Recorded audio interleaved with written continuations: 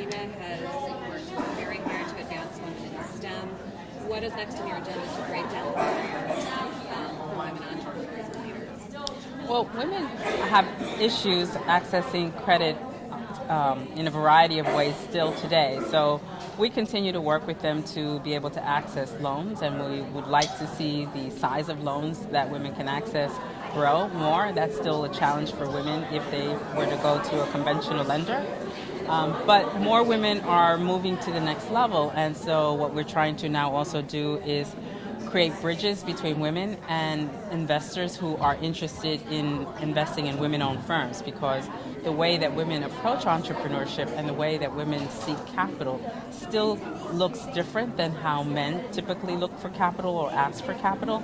And so a traditional angel or a traditional VC may not appreciate the pitch that the woman has provided.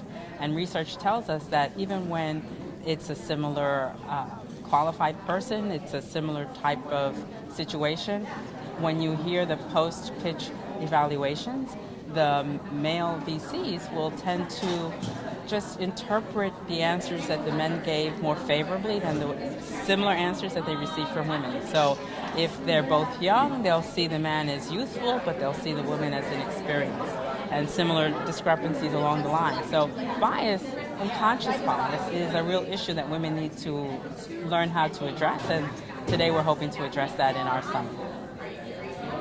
Seema, what's next on your agenda for breaking down barriers for women? So, in breaking down barriers for women in leadership, one of the things that we're working on now is empowering women in developing areas of the world, for example, Africa. So just recently we launched a program called Women in Innovation, where women who've just freshly graduated with degrees come out of college, but sometimes may not land jobs. And it's sometimes the barriers are simple, things like understanding how to do an interview, how to write up a resume, how to pitch an idea, how to be an entrepreneur.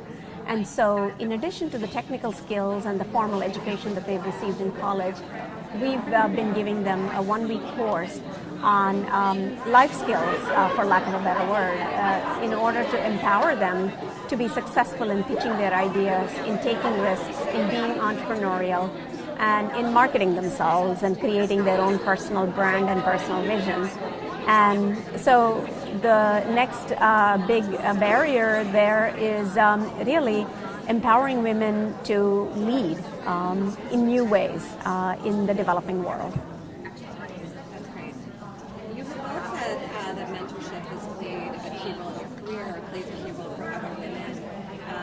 What are qualities that you look for in mentors, and what are you hoping to do to advance mentorship for other women? So mentorship, to be honest, I feel is an outdated concept, and really it's all about sponsorship. And what do I mean by that?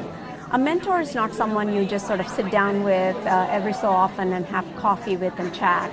A sponsor really is a person who you work with, who is really championing your progress, telling you what you're doing well, what you're not doing well, and really looking out for you and allowing you to grow and succeed, and surrounding you with the tools that you need to grow and succeed. And so unless there is an outcome that both of you together are striving for yourself and for your sponsor, it may not always work. So the key to success is an outcomes-based approach to development, personal growth, career growth, where you set a goal, a big, hairy, audacious goal, and then you work with your sponsor to figure out a way and a path forward to get to that goal. I agree. Sponsorship is really the approach that will be more impactful for women who are looking to be guided along the way of growth. And so in the business context, when sort of first-time entrepreneur is looking for someone to help her think through her ideas and her strategies, finding an advisor who will in fact be an active sponsor is critical. So it really adds nothing to her potential if all she's looking for are people to chat. She needs somebody who understands what is she experiencing, not just the business issues, but what's the emotional elements that she has to manage through that process, because it could very well be that she's the sole source of income for her family, so the pressure on her is really quite strong, and she needs to figure out how to keep that in check as she's moving forward where everything is not certain. And so advisors can really help you by giving you examples of situations that they've handled and just letting you speak and helping you clarify what's the path that will be most effective for you. So last question. We said diversity can be an incredible asset. Different can be differentiated. Can you both share your thoughts on what makes it in some ways better and how women can achieve more success through differentiation and women of color? Being different is actually not a disadvantage. Being different can actually be a competitive advantage.